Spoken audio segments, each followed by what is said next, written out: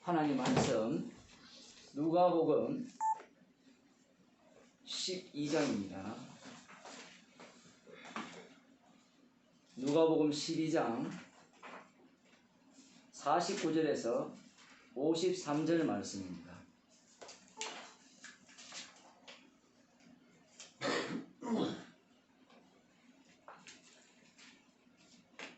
누가복음 12장 49절에서 53절 말씀 제가 읽어드리겠습니다.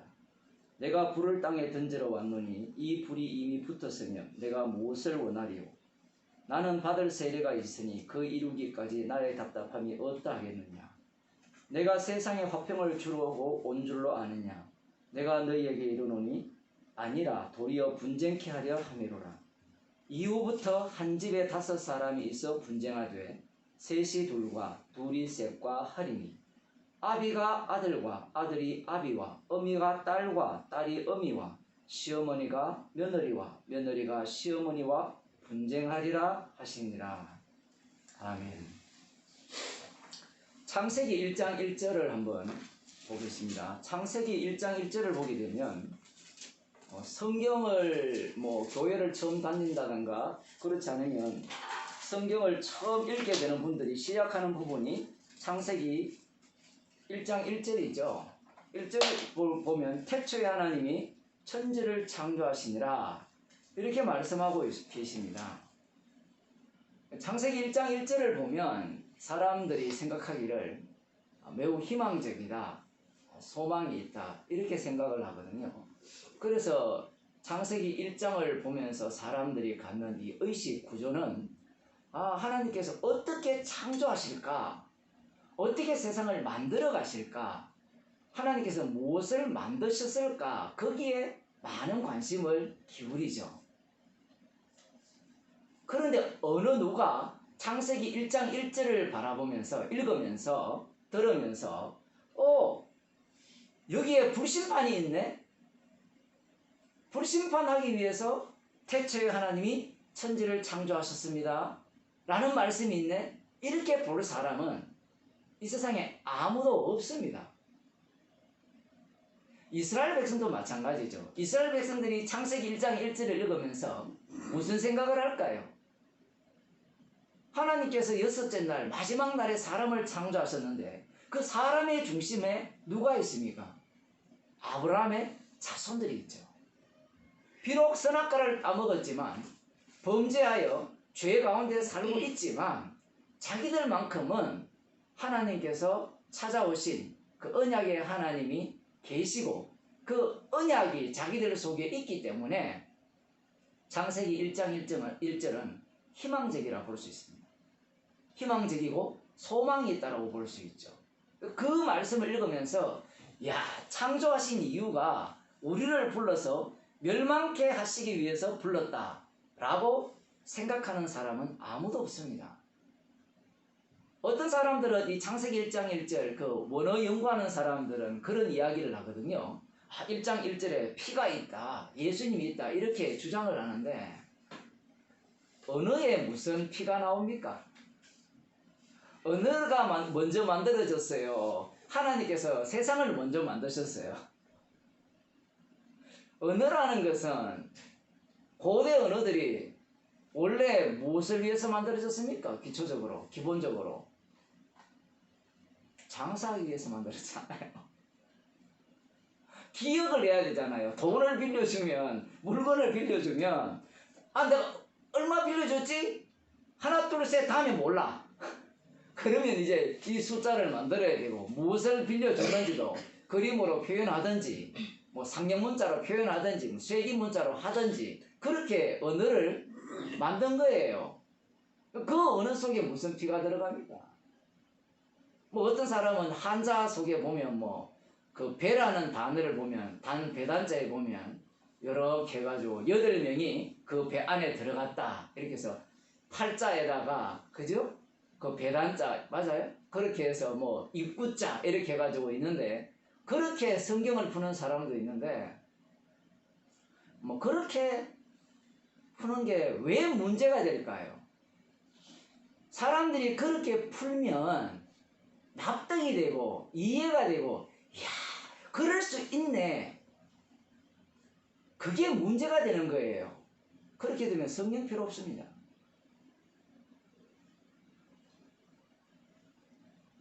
물론 뭐 설명하기 위해서 이렇게 끼워 넣는 거야 별 문제가 아니지만, 그것이 주가 되어버리면 이 복음이란 자체가 인간의 지혜와 인간의 수고와 인간의 땀으로 모든 게 결정이 나버립니다.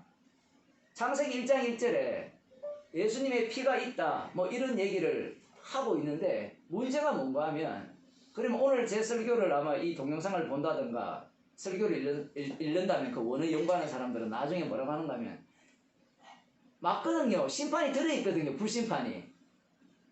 왜냐하면 요한복음 1장 1절에 보면 태초에 말씀이 계셨죠. 그 말씀이 하나님과 함께 계셨고, 그 말씀이 세상을 죄를 지고 온 하나님의 어린 양이죠. 그 어린 양이 오늘 본문에서 뭐라고 말씀하셨습니까? 내가 세상에 불을 던지러 왔노라. 이 창세기 1장 1절은 창조의 하나님이거든요. 그런데 예수님은 심판의 하나님이 돼요. 안 맞아요. 창조를 하셨으면 어느 인간들 중에 어느 인간이 그 아름다운 이 대우주를 만들어 놓고 파괴할 인간이 어디 있습니까? 파괴하기 위해서 만들 이유가 없죠. 물론 만들어 놓은 걸 파괴해서 예술작품으로 만든 사람이 있습니다만은, 하나님이라는 존재가 세상을 만들었다면 그 만든 것을 끝까지 지속시키려고 하고 유지시키려고 하시지, 불심판하기 위해서 처음부터 만드셨다라고 이야기를 하게 되면 그런 하나님을 누가 믿겠습니까? 예수님을 전할 때 사람들이 어떤 예수를 전합니까? 예수 믿으면 천국 갑니다. 예수 믿으면 구원 얻습니다. 예수 믿으면 자녀 문제가 해결되고, 예수 믿으면 가정이 행복해지고, 예수 믿으면 잘 되지 않던 사업도 성공할 수 있습니다. 목사들은 예수 믿으면 목회 성공할 수 있다는 거거든요. 목회 성공이라는 게 뭡니까? 가정이 행복하고 돈 많이 벌고. 우리 여기 주변에 있는 어떤 목사님은 성공했어요.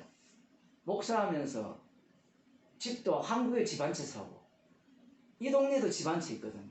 집값이 몇 배 올랐어요. 3배 올랐잖아요. 부자 됐어요, 부자. 사람들은 그런 걸 꿈꾸거든요. 예수님이 불심판하기 위해서 오셨다.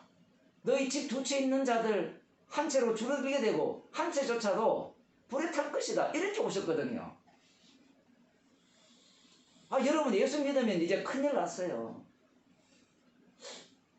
예수 믿게 되면 예수님이 불을 던지러 왔기 때문에 여러분들이 그나마 이렇게 행복하게 누리던 가정조차도 깨어질 수 있다. 그런 복음을 복음이라고 합니까? 복음이라는 말은 굿뉴스라 해서 기쁜 소식이잖아요. 그게 기쁜 소식이 되느냐 이 얘기예요. 구원파에서는 기쁜 소식 선교회라 하거든요. 근데 그 기쁜 소식을 들어보면, 예수님의 피로 다 이루었어요. 과거 이제 현재 이제 미래 이제를 다 용서했어요. 그래놓고 나중에 하는 말이 무슨 말인가 하면 유튜브에 들어가면 나와요. 주님이 우리가 구하는 기도, 예수 이름으로 구하는 그 기도를 다 들어준다는 거예요. 여러분, 축복받는다는 겁니다. 가정의 문제 다 똑같아요. 다락방이든 신천이든 뭐든지 간에 자기 행복, 자기 구원, 자기 영생, 그것 외에는 없는 겁니다. 왜냐하면 그것이 복음이지 다른 게 어떻게 복음일까요? 너 지옥 가, 이게 복음이 될까요? 너는 지옥 가도 마땅해, 너 불심판 받아도 마땅해 라는 것이 복음이 될 수 있겠습니까? 우리 인간들에게. 여러분이 직장생활을 하고 있는데 오늘 당장 해고야, 그게 복음이 돼요? 복음이 됩니까? 목사를 하고 있는데 목사 오늘 그만둬, 교회 문 닫아, 이게 복음이 돼요? 복음이 안 되죠. 왜? 목사를 해야 교회가 계속 열려야 먹고 살 길이 보장이 되잖아요. 어떤 사람 목사 예만 자꾸 드니까 성도들은 팔짱 끼고 구경하는데 그 목사 예라는 게 딴 게 아니고 여러분 예예요. 직장 그만둬 그게 복음이 되느냐 이 얘기예요. 지금 주님은 이 땅에 불을 던지러 왔거든요. 인간들이 이 땅에 집을 짓고 자식을 낳고 교육을 받고 돈을 모으고 뭔가 명예를 쌓고 권세를 가지고 행복을 이런 작은 행복을 이렇게 누리면서 살고 있는데 예수님이 오셔서 자 철거할 거예요. 어떻게 철거할 거냐? 용서 없는 철거. 그러니까 눈곱만큼도 남겨지지 않는 불심판을 하겠다라고 예수님이 말씀하시는 거예요. 누가복음 3장에 보면 세례요한이 복음을 전하잖아요. 복음을 전하면서 뭐 회개하라 천국이 가까워왔다 뭐 이렇게 하죠. 한번 봅시다. 누가복음 3장 7절입니다.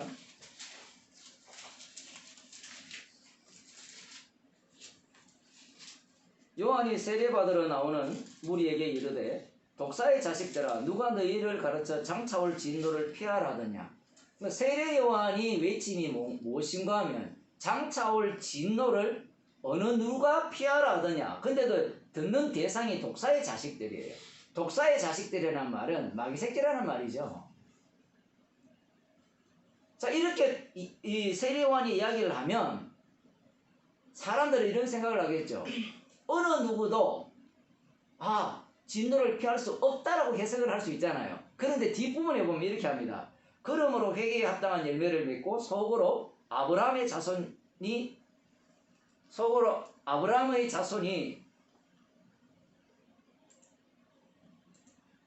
되게 하지 말라. 속으로 아브라함의 자손을 하지 말라. 이 돌들로도 얼마든지 하나님께서는 아브라함의 자손이 되게 하시리라 이렇게 말씀하셨거든요. 이렇게 이야기를 하니까 앞부분에 보면 어느 마귀의 자식이니까 우리들 알기로는 어느 누구도 진노를 피할 수 없다고 생각하는데 여기에 보면 회개에 합당한 열매를 맺으라고 이야기 나오잖아요. 이 말에 그 당시 사람들의 희망을 갖는 겁니다.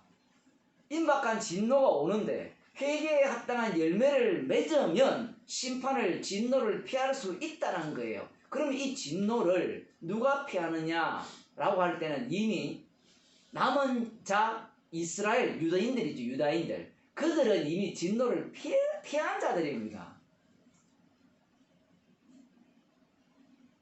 왜 피했는가 하면 세례 요한이 외치는 이 외침이 구약에 속했잖아요.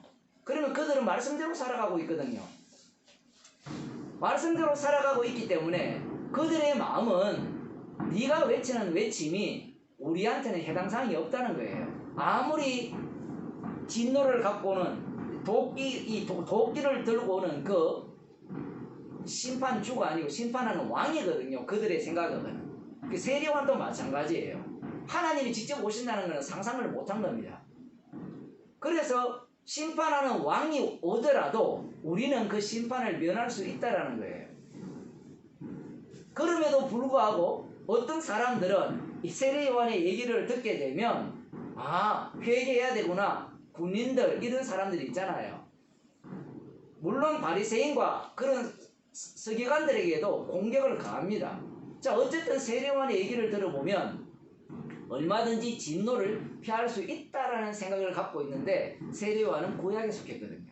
구약에 속했으면서 예수님께 합류되는 신약의 사람이에요. 그래서 세례요한을 해석할 때 되게 어려운 겁니다. 구약에도 속했다가 신약에도 속하기 때문에 그러니까 한 관점에서 해결이 안 돼요. 어쨌든 지금 세례요한 같은 경우에는 지금 이 내용을 보게 되면 자기도 이해를 못하거든요. 자기가 외치는 외침이 무엇인지. 근데 예수님의 말씀에 하면 회개에 합당한 열매라는 것 자체가 너희에게로부터 나올 수 없다라는 겁니다. 아무리 옷 두 벌 있는 자가 나눠주고 군인이 다른 사람 것들을 힘으로 뺏지 않고 착하게 살더라도 그 모습이 바로 불심판 받을 이유라는 것이 예수님의 말씀입니다. 그러니 처음부터 이 임박할 진노를 갖고 오는 이 도끼를 든 분, 이분의 등장은 처음부터 구원이라는 것은 없다라는 얘기예요. 왜 자꾸 이 얘기를 하는가 하면 구원이 있는데 왜 없다라고 당신은 이야기하느냐 할 때는 인간들이 생각하는 구원은 나의 구원이에요. 내가 구원받아서 천국 가는 게 나의 구원이에요. 그 선녀와 나무꾼 중에 그런 얘기가 있죠. 버전이 두 가지가 있잖아요. 우리 옛날 버전은 뭐예요? 나무꾼이 나무하러 갔는데 선녀가 내려와서 목욕을 하니까 어떻게 합니까? 두레박을 숨기죠. 그래서 둘이 살았다. 그게 맞죠? 원래 제가 알기로는 그밖에 안 봐가지고 그 당시에는. 근데 두 번째 버전은 뭔가 하면 날개가 왔어요. 하여튼 애 낳고 올라가 버렸어요. 올라가니까 어떻게 합니까? 누가 와요? 토끼가 여우 와요. 빨리 알려줘야지. 어머니가 보고 싶어가지고. 예. 하여튼 그래가지고 어쨌든 걱정하지 마세요 나무꾼님. 거기 가면 하늘에서 두레박이 내려오는데 그거 타고 올라가면 만날 수 있다는 거예요. 그래서 타고 올라갔어요. 그래서 타고 올라갔는데 자기 아내와 자식들을 만나서 행복하게 살았더래요. 이게 인간들이 갖고 있는 구원론이거든요. 무엇인가 하면 나의 구원이에요. 내가 죽어서 천국 가서 내 가족들과 함께 행복하게 사는 것이 구원론이에요. 인간들이 갖고 있는 구원론. 그런 구원은 없습니다. 처음부터. 그러면 예수님이 가져오는 구원은 뭐냐라고 하면 심판 속의 구원인데 심판 속에서 구원 얻은 자들은 나가 없어요. 그래서 예수님께서 자기를 부인하고 나를 따르라. 나가 없기 때문에 자기를 부인하라는 말씀을 하시는 거예요. 목사님, 나가 없으면 어떻게 자기를 부인합니까? 나가 없다는 것은 십자가에서 완료되었어요. 그 완료성이 이 땅에서 드러날 때는 자기를 부인하는 반복성으로 드러나게 되어 있습니다. 그래야만 우리가 십자가 증인이 되기 때문에 그래요. 예수님이 이 땅에 오셨다는 것은 처음부터 불을 던지러 오신 거예요. 어느 누구도 구원받을 수 없다라는 말씀을 예수님께서 하시는 겁니다. 그런데 인간들은 구원을 얻을 수 있다는 거예요. 그것이 예수님에 대한 오해죠. 여러분 절에 가든가 성당에 한번 가보세요. 시간 날 때. 교회도 잘 안 오는데 거기에 가겠어요? 가기 싫으면 텔레비 틀면 나오잖아요. 불교 TV, 심지어 무슨 TV, 상생 TV. 상생 TV가 천도교죠. 맞아요. 하여튼 그런 TV 다 나오거든요. 들어보세요. 전부 다가 기독교 TV까지 다 보세요. 모두 다 좋은 말을 해요. 좋은 말.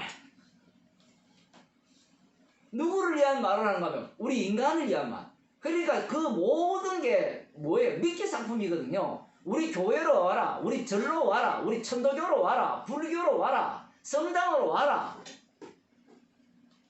유교로 들어와라. 들어오면 뭐예요? 복받고 행복하게 산다. 이것뿐입니다. 교회가 더 문제죠. 예수님은 불을 던지러 왔는데 불 이야기는 하지 않고 십자가 이야기는 하지 않고 십자가를 뭘로 이야기해버립니까? 십자가를 구원용으로 바꿔버리죠. 제가 어떤 목사님들한테 십자가 이야기를 하니까 뭐라고 이야기하는가 하면 그 십자가는 구원용이기 때문에 성경을 볼 때 너무 편협하다는 거예요. 너무 편협하다는 겁니다. 그 사람들이 왜 그렇게 생각하는가 하면 2000년 기독교 역사가 십자가를 볼 때 구원론으로 봤기 때문에 그래요. 십자가 신학 자체가 좀 괜찮게 형성된 신학이 뭔가 하면 구속사 신학이거든요. 그 구속사라는 게 뭔가 하면 뭘 구속합니까? 구원하여 속죄하잖아요. 그러면 그 중심에는 누가 들어가요? 예수님 천만의 말씀입니다. 인간이 들어가요. 구속이란 말 자체가 인간 중심이에요. 그럼 예수님은 뭐냐? 구원용 들러리예요. 그러면 구속사가 완료되면 그 다음 뭐가 나와야 돼요? 하나님께 영광이 나와야 되잖아요. 그때는 예수님은 뒤로 빠져야 되는 거예요. 빠지고 뭘 집어넣습니까? 성령을 집어넣든지 다시 하나님을 집어넣어버려요. 그들은 십자가가 왜 중심이냐를 모르는 겁니다. 인간은 다 있다고 보고 있거든요. 있다고. 있고 자기는 가치 있다라고 생각하기 때문에 십자가가 중심이 되면 모든 인간의 입을 막아버리고 부인해버립니다. 그리고 십자가에서 주님이 다 이루어서 십자가를 통해서 긍휼히 이길 자와 구원받을 자를 갈라버립니다. 그게 하늘 우편에 계신 주님의 능력이에요. 이 땅에 나타난 능력. 그런데 그들은 그 능력을 믿지 못하기 때문에 뭘 믿는가 하면 자기 믿음을 믿는 거예요. 자기의 믿음. 그래서 교회마다 믿음을 요구하죠. 제가 여러 번 강조합니다만은, 수도 없이 강조합니다만은, 신학 지식을 믿으라고 하죠. 하나님을 믿어야 되고, 그 구속사가 조금 수준 낮은 거니까, 인간 구원론 중심이니까 좀 더 크게 보자가 약속과 성취, 언약과 성취로 본다는 그 우리 장로님이 계셨던 그 말씀 운동, 그쪽이거든요. 그쪽은 좀 더 크게 보는 겁니다. 크게 보면 뭐가 보일까요? 인간이 제일 크게 볼 수 있는 내용은 하나밖에 없습니다. 하나님이에요. 그런데 문제는 그 하나님을 보는 지가 더 커요. 이해되세요? 우리가 이 집을 보려면 바깥에 나가야 되죠. 맞죠? 바깥에 나가서 이 집이 어떻게 생겼다는 걸 설명할 거 아니에요. 그러면 집보다 내가 더 위대하고 더 높은 관점에 있는 거예요. 그렇게 무식합니다. 그 사람들은. 그게 뭐예요? 선악을 알게 하는 나무를 먹은 이후에 하나님과 같이 된 그러한 속성입니다. 그래서 뭘 하겠다고? 난 저거 알아. 난 저거 소유했어. 저걸 다 내 거야. 집은 소유 못 하잖아요. 근데 성경 말씀은 다 소유할 수 있거든요. 왜? 내가 믿기 때문에. 내가 알기 때문에. 그들은 예수님이 불을 던지러 왔다라는 것을 꿈에도 생각 못 합니다. 그렇게 이야기하면 또 목사님, 불을 던져오는 거 다 알아요. 십자가에 달려 죽으시는 것까지 다 알아요. 그렇게 이야기를 하는데 오늘 본문을 좀 더 볼게요. 이 본문이 만만치 않습니다. 내가 불을 땅에 던지러 왔노니 이 불이 이미 붙었으면 내가 무엇을 원하리요? 이렇게 돼 있잖아요. 우리 옛날 성경은, 여러분 성경은 어떻게 번역되어 있는데, 되어 있는지 모르겠지만 어떻게 되어 있어요? 비슷하게 되어 있죠. 그런데 표준 세번역하고 공동 번역을 보면 이 의미를 완전히 다르게 번역해 놨어요. 제가 한번 읽어 드릴게요. 나는 이 세상에 불을 던지러 왔다. 이 던지다라는 말이 우리가 생각할 때는, 오늘 우리 이 성경 본문에서는 약간의 그냥 던진다 이런 의미로 느껴지지만, 이 던지다라는 이 헬라어 표현이 찌르다라는 표현이에요. 굉장히 공격적이에요. 내가 불을 던지러 왔다. 이 불이 이미 붙었으면, 이 불이 이미 타올랐으면 얼마나 좋겠느냐 이야기하는 거예요. 이게 감탄문 비슷해요. 티스라는 단어가 사용됐기 때문에 느낌이 다르죠. 내가 불을 땅에 던지러 왔는데 이 불이 이미 타올랐으면 얼마나 좋았겠느냐. 지금 이 땅에 돈 많은 사람들은 불 타오르면 좋을까요? 싫을까요? 싫어요. 은행에 넣은 돈 다 쓰고 가야 돼요. 아마 제가 100% 장담하겠는데 여러분 은행에 넣은 돈 다 못 쓰고 다 죽어요. 그거 좀 아셔야 돼요. 절대로 다 못 쓰고 죽어요. 다 쓰고 죽는 사람은 가난한 자들 뿐이에요. 얼마나 그 사람도 훌륭하게 인생을 사는지 모릅니다. 우리 안 그러면 빚 가득 진 사람들, 빚 한 10억 지놓고 죽고 말죠. 주님이 부르면 이게 돈 다 못 쓰고 가죠. 다 쓰고 간 거죠. 마이너스 쓰고 가는 인생.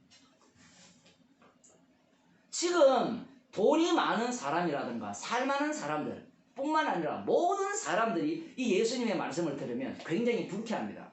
지금 우리 번역은 이 언어 자체가 그렇게 구성되어 있어요. 우리 번역은 내가 불을 땅에 던지러 왔노니 이 불이 이미 붙었으면 내가 무엇을 더 원하겠느냐. 이러니까 좀 뭐랄까요? 덜 공격적이죠. 그런데 이 표준세 번역을 번역해버리면 내가 불을 던지러 왔노라. 그런데 이미 이 불이 타올랐으면 얼마나 좋겠느냐. 여기에 동참할 인간이 있겠습니까? 불 타오른다, 심판받는다, 박수 치는 인간이 있겠어요? 그래 맞아. 내 은행 통장 다 날라가야 돼. 우리 집 날라가야 돼. 우리 김 집사님 신난다. 자기 집이 없으니까. 박수 치는 사람이 있겠느냐 이 얘기예요. 아니 목사님처럼 좀 번역하지. 번역해도 인간은 이 말 안 들어요. 어떻게 번역해도 인간들은요 자기 중심으로 성경을 보거든요. 예수님의 소원은 이 땅에 불타는 거예요. 불타는 것이 너무너무 기쁘다는 겁니다. 왜? 그 불탐이 바로 언약의 성취이기 때문입니다. 신기하죠? 그런데 말입니다. 이 불탐이 먼저 누구한테 적용되는가 하면 예수님에게 적용해요. 그 다음 구절 보세요. 나는 받을 세례가 있으니 그 이루기까지 나의 답답함이 어떠 하겠느냐. 예수님이 받을 세례가 있다는 거예요. 신기하죠? 우리가 세례요한으로부터 받은 예수님의 물세례 기억나죠? 물세례를 받았잖아요. 그런데 예수님이 받을 세례가 따로 있습니다. 물세례 받았는데 무슨 세례를 받느냐? 바로 여기에서 불을 던지러 왔다 하잖아요. 그 불을 던지는데 그 불을 누가 먼저 받으시는가 하면 불심판을 예수님이 그 불심판을 받는 거예요. 그 불심판을 두고 받을 세례, 그걸 뭐라고 합니까? 십자가 사건이라는 겁니다. 물세례는 모형으로 보여주는 거죠. 사실은 육신을 입고 오셔서 죄인 속으로 들어오는 겁니다. 들어오셔서 주님께서 친히 자신이 던지러 온 그 불을 먼저 그들에게 던지지 않고 자기에게 먼저 던져요. 정말 이상한 주님 아닙니까? 우리 같으면 나 빠지고 어떻게 저쪽을 심판할 거 아니에요. 그런데 예수님은 자신이 먼저 불심판을 받는 거예요. 그래서 이미 불이 타올랐으면 얼마나 좋겠느냐라는 면서 여기에 답답함을 표현했죠. 나의 받을 세례가 있으니 그 이루기까지 나의 답답함이, 이 답답함은 괴롭다는 거예요. 괴로움이 어떠하겠느냐. 그러니까 하나님의 저주 속으로 들어가는 거죠. 겟세마네 기도가 그랬잖아요. 아버지여, 할 수만 있거든 이 잔을 내게서 옮기시고 내 뜻대로 마시고 아버지 뜻대로 하옵소서, 이렇게 말씀하시잖아요. 육신을 입고 오시기 때문에 그래요. 예수님은 불을 던지러 오셨는데 그 불을 자기에게 먼저 던집니다. 자기에게 먼저 던지시고, 그래서 이미 오신 자체가 불이 타오르는 중이에요. 성경이 그래서 어려운 거예요. 지금 예수님이 오셨다는 자체가 불심판 중이에요. 그러니까 세례요한이 묻죠. 오실 그이가 당신이 오니까 라고 하니까 세례요한이 기대한 것은 도끼 들고 왔으면 빨리 찍어가지고 심판하고 끝내야 되는데, 저는 자가 걷고 눈먼 자가 보고 귀머거리가 듣고 죽은 자가 살아난다 하여라, 이걸 심판으로 못 보는 거예요. 불심판으로. 왜? 그들이 생각하는 불심판은 뭐예요? 실제로 눈에 보이는 불심판이죠. 근데 주님이 가져온 불심판은 뭐예요? 말씀이죠. 말씀. 이거 사도행전에 불의 혀같이 갈라지는 그 심판의 모습이죠. 이 말씀이 심판하는 겁니다. 물론 최종적으로는 진짜 불로서 심판을 하는데 그것이 실제로 드러나기까지는 아직까지 멀었어요. 주님의 강림 때에 그게 실제로 드러나는데, 지금은 뭐예요? 가짜처럼 보이는 실제로 나타난 거예요. 그런데 그걸 누가 진짜 실제라고 믿게 되는가 하면 성령 받은 자만 믿는 거예요. 말도 안 되는 이야기를 하는 겁니다. 지금 믿으라는 얘기가 아니에요. 하나님 말씀은. 예수님은 불을 던지러 오셨는데, 그런데 그 불 던지기 전에 먼저 자신이 그 불 속으로 뛰어들죠. 그 요한복음 10장에도 나오죠. 내가 목숨을 놓을 건서도 있고 취할 건서도 있다. 그래서 예수님이 하나님의 심판 속으로 들어가는 겁니다. 이 심판이 어떤 심판입니까? 둘째 사망의 심판이에요. 그래서 베드로서의 음부까지 내려가잖아요. 지옥까지 내려가는 거예요. 내려가심으로 말미암아 어떤 일을 벌이시는가 하면, 성도는 예수님이 죽을 때 함께 죽습니다. 그걸 세례라 합니다. 함께 죽는데 그 죽음이 어떤 죽음인가? 나 죽었어, 불교처럼 나 죽어서 자 죽여서, 이게 아니고 둘째 사망을 당한 거예요. 둘째 사망을 예수님과 함께. 말씀은 모두가 다 경유를 해야 돼요. 예수님까지도 둘째 사망을 경유했기 때문에 모든 인간은 둘째 사망을 경유하지 않으면 안 돼요. 그런데 성도는 그 둘째 사망을 앞당겨서 예수님과 함께 죽음으로 말미암아 당하는 겁니다. 요한계시록 20장에 보면 둘째 사망이 있거든요. 그 둘째 사망이 뭔가 불심판이에요. 실제로 불로서 심판합니다.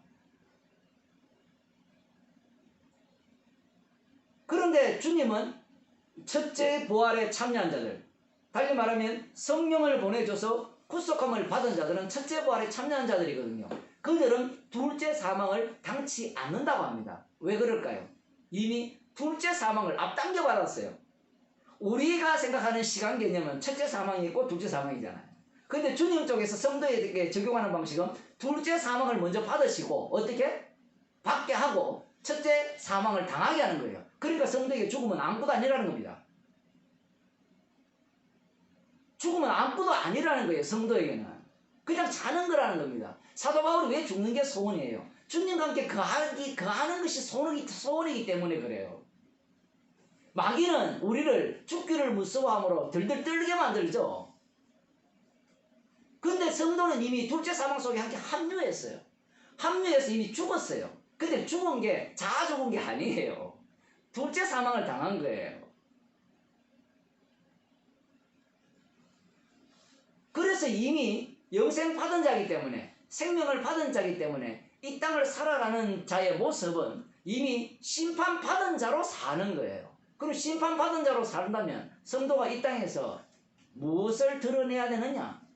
나 심판 받았으면 드러내면 되는 거예요. 누구와 함께 죽었어요? 예수님과 함께 죽었고 예수님과 함께 살았는데 산 나는 내가 아니고 내 안에 그리스도니까 내 안에 그리스도가 산다는 걸 증거하는 방식은 딱 하나밖에 없습니다. 우리가 죄를 짓는 방법밖에 없어요. 문제는 죄는 우리가 지을 수가 없다는 거죠. 십자가 피를 자랑하게 하기 위해서 주께서 죄를 짓게 하는 겁니다. 상당히 어려운 얘기인데 죄 지으면 되잖아요 라고 하는데 죄를 지어도 그 죄가 안 돼요. 왜 그럴까요? 성령이 찾아와야 돼요. 성령이 찾아오면 그게 죄임을 드러나요. 성령이 찾아오면 책망을 받게 되죠. 죄에 대해서. 내가 예수님을 믿지 않았구나. 예수님을 십자가에 못 박아 죽였구나 라는 죄인임을 그때 아는 거예요. 그때 깨닫는 겁니다. 그걸 두고 십자가 지는 거예요. 날마다.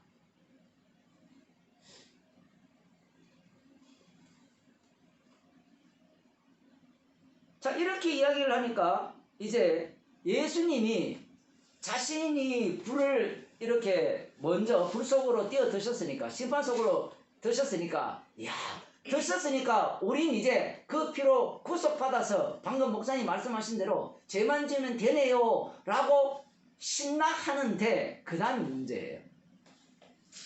그 다음 구절 봅시다. 내가 세상에 화평을 주러 온 줄로 아느냐? 내가 너희에게 이르노니 아니라 도리어 분쟁케 하려 하느니라. 이 말씀을 왜 하실까요? 이미 예수님이 죽으신 이후에 이 교회 안에 어떤 일이 벌어질 것인가를 다 알고 계세요. 그러니까 예수님이라는 분을 어떤 분으로 대할 것인가? 인간들은 화평을 가져오는 분으로 대한다라고 이미 확정해 놨습니다. 이건 두 가지가 원리 있죠. 두 가지가 있죠. 이스라엘 백성에게는 예수님만 오시면, 그 메시아가 오게 되면 어떤 일이 일어난다 했어요. 유대인들 중심으로, 예루살렘 중심으로 세계 평화가 성립되거든요. 세계 평화가. 그럼 이방인들은 어때요? 예수를 어떻게 인식합니까? 보통 세계 4대 성인이라 해서 사랑을 강조하잖아요. 책 읽어보면 우리 그 세계사 책에도 다 나오잖아요. 예수를 그렇게 인식하는 겁니다. 왜 그럴까요?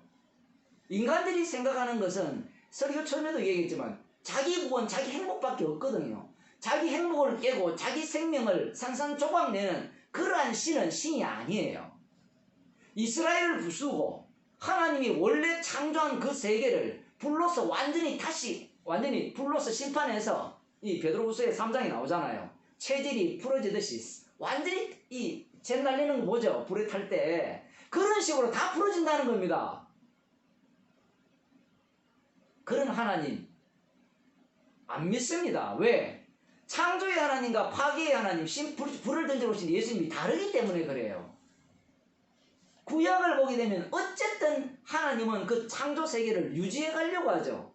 부름을 받은 그 이스라엘 백성들, 그들을 어쨌든 간에 남은 자를 통해서 하나님의 약속을 이루어내려고 합니다. 어디에? 이 땅에. 예루살렘 중심으로, 시온 중심으로 이루어내려고 하거든요. 근데 예수님은 어디 있답니까? 우리의 예루살렘은 하늘에 있다 이거예요. 땅에서 쪄버립니다. 그러니 그들이 평소에 구약을 바탕으로 해서 믿던 하나님은 뭐가 됩니까? 예수님 앞에서는 멸망받을 대상이 되죠. 우상이 되는 거예요. 그러니 어느 유대인 예수를 믿겠어요? 안 믿습니다. 화평을 가지러 올 줄 알았는데 화평이 아니고 뭐예요? 예수님이 오므로 말미암아 자기들이 기다리던 메시아 왕국이 이건 완전히 와야 될 위기에 처한 거예요. 그래서 예수님을 제거해야 되는 겁니다. 예수 믿으면 평화로울 것 같죠? 어떤 사람은 그런 이야기 하거든요. 예수 믿고 난 뒤에 난 되게 평안해졌다. 마음이 안정되어졌다. 이렇게 이야기를 하거든요. 물론 맞아요. 그런데 그 평화가 분명히 예수님 요한복음 14장에서 말씀하셨거든요. 16장에 거기 뭐 내가 주는 평안은 세상이 주는 평안과 다르다 해요. 다른 거예요. 그러니까 평안의 모습이 성경에는 어떻게 전개되는가 하면 돌에 맞는 모습이에요. 핍박받는 모습이에요. 핍박 안 받아도 평안인데 핍박 안 받는 것은 평안하다고 누구나 얘기할 수 있잖아요. 그런데 돌에 맞아 죽는 것을 평안이다라고는 누구도 얘기하지 못합니다. 가난한 게 평안이고 헐벗는 게 평안이고 모든 것이 그리스도 안에 있기 때문에 예수 안에 있기 때문에 가정이 깨어지고 서로 미워하는 일이 발생하는 이 자체가 평안이에요. 그런데 교회는 그런 걸 평안으로 안 보잖아요. 어떤 평안? 예수님 안에 있으면 복음을 알면 부부관계가 좋아야 되고 자식 간의 관계가 좋아야 되고 형제 간의 관계도 우애가 있어야 되고. 여러분 그런 기도 많이 들었죠? 혹시 부모님이 교회 다녔으면 부모님이 기도할 때 저 많이 들었거든요. 늘 매일 기도하시는 게 가정예배 드리면 형제 간에 우애 있게 하시고 상사로부터 인정받고 머리가 될전정 꼬리가 되지 않게 해주시고 어디를 가더라도 빛으로 살게 하시고 소금으로 살게 하시고. 우리 장로님 아마 엄청 들었을 겁니다. 우리 탕자교 장로님이나 부모님 교회 다니는 사람들은 다 그렇게 기도하잖아요. 그렇게 기도 안 하는 사람 있습니까? 주님 꼬리가 되게 하소서. 왜? 주님이 주신 평안이면 불로서 멸망받아 마땅합니다. 이놈이 사업하다가 폭삭 망하더라도 그 불심판 속에 거하는 평안을 누리게 하옵소서. 이렇게 기도할 사람이 있겠어요? 없잖아요. 당장 우리는 어때요?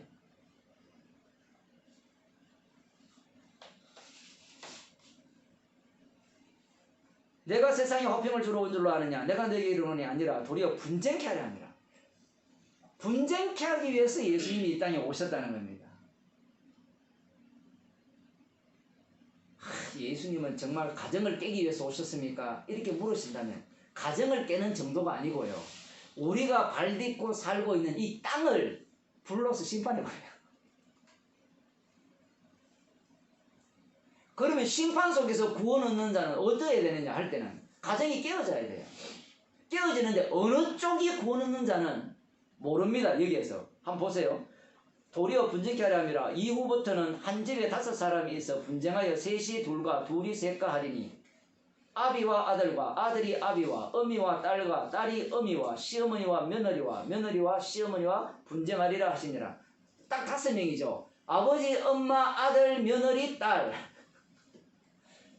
이 당시 4인 가족이 기준인지 모르겠죠. 며느리까지 5명이잖아요.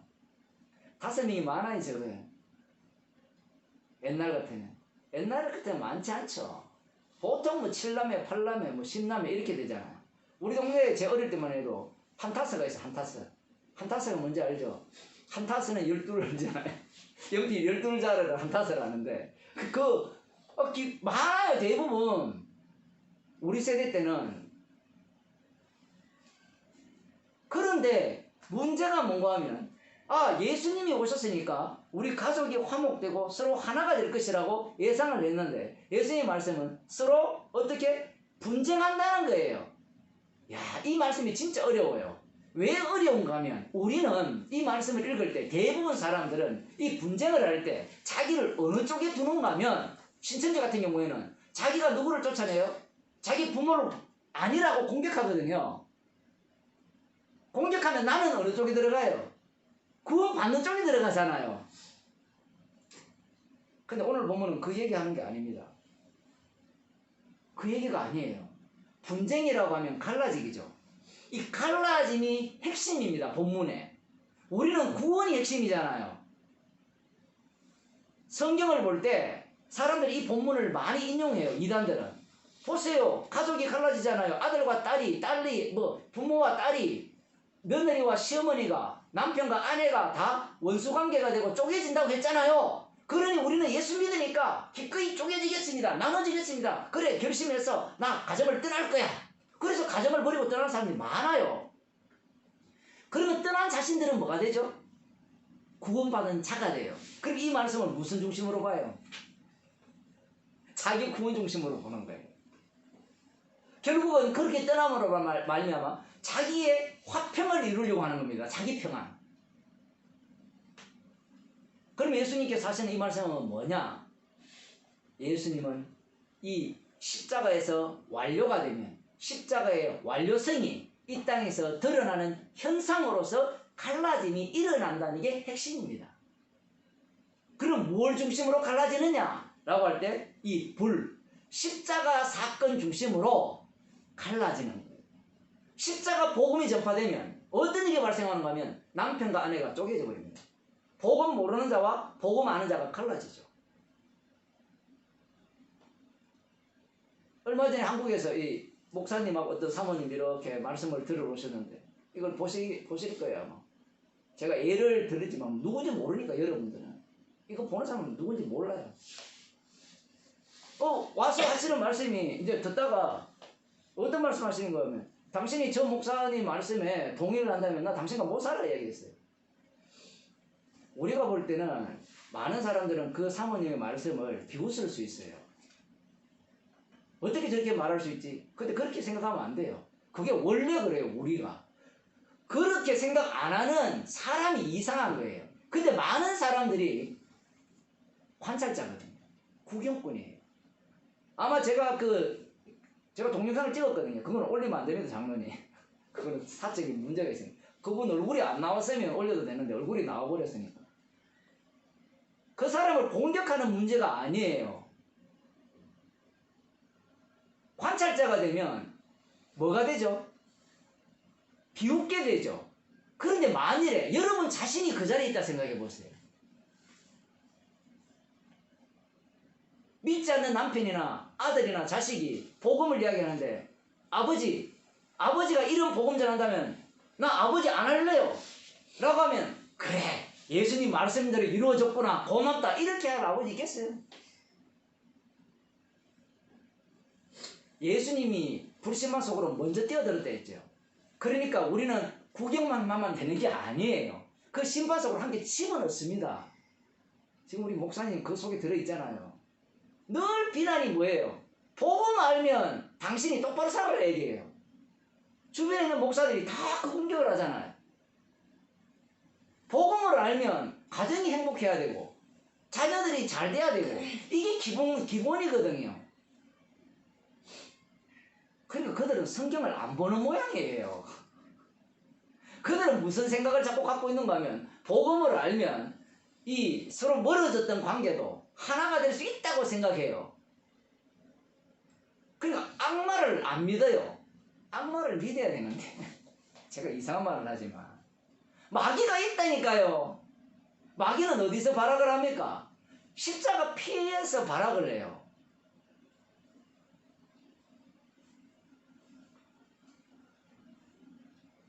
그런 일이 일어나면 기뻐해야 돼요. 뭐 때문에 기뻐하는 거면 나로 인해서 기뻐하는 것이 아니라 말씀하신 분이 이루시는구나. 그 현장에 나를 엑스트라로 거기에 동원하셨구나 하면서 즐거워해야 돼요. 하늘에서 너희의 상이 크다 했잖아요. 근데 우리는 어떤 생각을 갖는가 하면 이런 부모와 자식, 며느리와 요즘 며느리하고 따로 사니까 그건 중요하지도 않고 아예 며느리를 미우니까 당연히 미워해야 되고 아들, 딸 이런 관계 애지중지하잖아요. 그걸 찢어놓는 것에 대해서 성도는 어떤 태도를 가져야 되느냐 이 얘기입니다. 찢기지는 게 문제가 아니라 말씀 자체가 찢어지는 거예요. 말씀 자체가 찢어지면 우리는 거기에 배우로 들어가서 역할을 하면 되는 거예요. 근데 배우 역할을 안 하려 하잖아요. 이렇게 이야기하니까 주님, 목사님 이제 알겠습니다. 역할하겠습니다. 예수 안 믿는 딸 너 가. 이렇게 하라는 얘기가 아니에요. 그냥 사시다가 복음을 전할 기회가 발생했는데 복음을 이야기했는데 저쪽에서 그렇게 이야기하는 거예요. 당신 그럴 거면 나하고 못 살아. 그러면 또 이쪽에서 그래 잘됐어. 당신 가살 이런 이야기가 아니고 이 관계가요. 예수님이 하시는 말씀의 관계는요. 그냥 이야기가 아니에요. 남편과 아내, 자식과 그 딸과 아들, 아빠와 그 딸 서로 사랑하는 관계가 이렇게 된다는 얘기예요. 분쟁. 사랑하는 독자 이삭을 내게 바치라 했잖아요. 원래 미워하는 아들, 원래 미워하는 딸, 요놈 죽었으면 좋겠다, 지옥 갔으면 좋겠다 하면 아이고 좋습니다 이렇게 이야기하거든요. 그런데 예수님 말씀은 그런 게 아니에요. 절대로 지옥 가면 안 되는 딸, 절대로 지옥 가면 안 되는 아내, 남편, 저 사람 없으면 세상이 무너지는 그런 관계를 이 십자가라는 복음이 쪼개버립니다. 그 말씀의 현장에 우리를 집어넣는 거예요. 여기에서는 뭐 가족 관계만 이야기했지만 세상에서 사람들 관계도 똑같습니다. 복음 이야기 안 하면 존경받는데 우리 천사 같은 분들이 계시는데 괜히 복음 이야기 끄집어냈다가 이상한 사람이 되고 욕을 얻어먹잖아요. 다 깨져요. 복음 때문에. 있던 친구도 다 사라집니다. 저쪽이 먼저 만나기를 싫어하죠. 물론 우리는 정인이니까 만남을 회피할 이유도 없는 거고, 물론 복음을 모르면 만나고 싶은 마음도 안 생기잖아요. 만나봤자 쓸데없는 얘기밖에 안 하니까. 그것은 주님이 십자가에서 완료하신 그 완료성을 우리 성도 속에서 드러내는 현장으로 우리의 삶을 다루기 때문에 그래요. 십자가이신 주님이 살아계십니다. 예수님께서 이 땅에 오신 이유는 불을 던지러 왔어요. 이 유대인 이야기하고 마칠게요. 유대인들은 임마누엘을 기다렸거든요.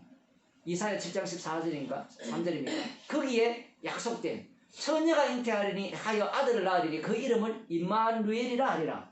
임마누엘은 하나님이 우리와 함께 하신다는 거예요. 얼마나 좋은 말씀입니까? 하나님이 우리와 함께 하신다. 유대인들은 처녀가 낳은 아들을 기다리는 겁니다. 그 처녀는 이삭의 줄기에서, 이삭의 삭에서 나거든요. 다윗의 씨에서 날 자예요. 이새의 뿌리에서 날 자입니다. 그분이 오면 하나님이 우리와 함께 한다는 겁니다. 그런데 예수님이 어떻게 오셨어요? 임마누엘 이름으로 오셨습니까? 아니죠. 예수 이름으로 왔습니다. 예수 이름으로 오신 것은 자기 백성을 저희에서 구원할 자로 오셨죠. 그럼 그분이 바로 하나님이 우리와 함께 하는 분이에요. 이렇게 되면 하나님이 우리와 함께함을 기다리는 자들은 자기 백성을 저희에서 구원할 자에 의해서 심판받아야 될 자가 되는 거예요.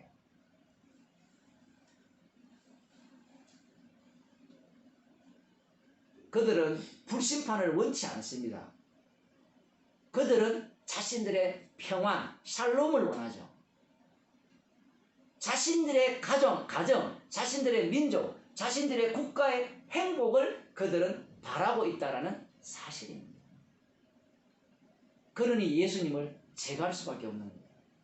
그래서 오늘날도 이 십자가 복음 앞에 사람들은 발악을 합니다.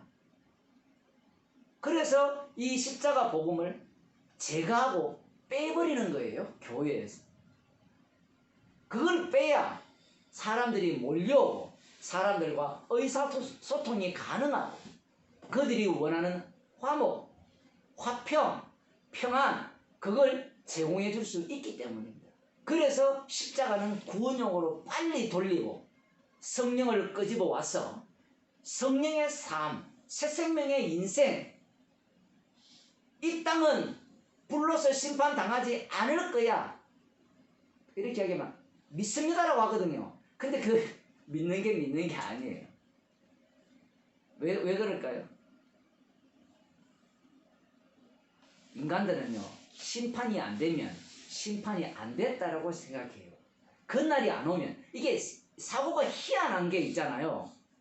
주님의 불심판에 대해서는 걱정을 안 해요. 근데 내일 돈이 없으면 그건 걱정을 해요. 먹을 게 없으면. 정말 이상하죠, 인간 구조가. 이상하지 않습니까? 똑같은 미래잖아요. 그 이유가 뭘까요?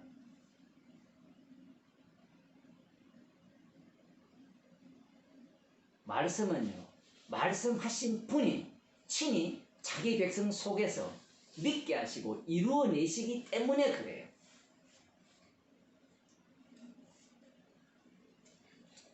말씀을 맺겠습니다. 그래서 예수님은 이 땅에 불을 던지러 오셨어요.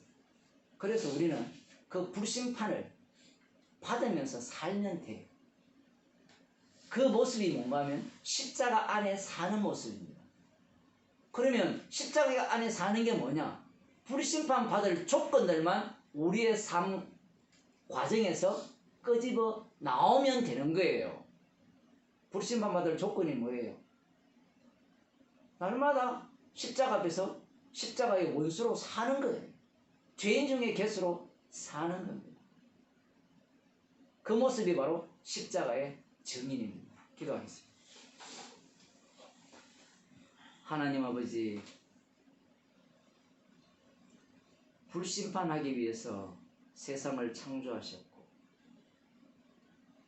불심판을 당하신 그 예수님을 주님으로 증거하기 위해서 세상을 움직이고 계시고 지금까지도 이끌고 계시고 그 속에서 십자가의 완료성을 자기 백성 속에 심어 넣으시고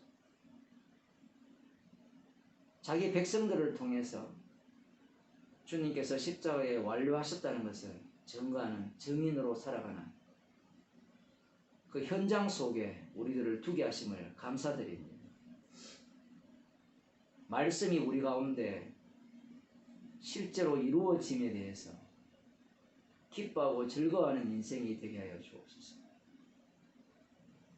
불을 던지러 오셔서 그 불심판 받는 것이 예수님의 마음처럼 얼마나 기쁘고 즐거운가, 그 예수님의 기쁨 속으로 저희들이 늘 합류하는 주의 백성이 되게 없소서. 예수님 이름으로 기도드리옵나이다.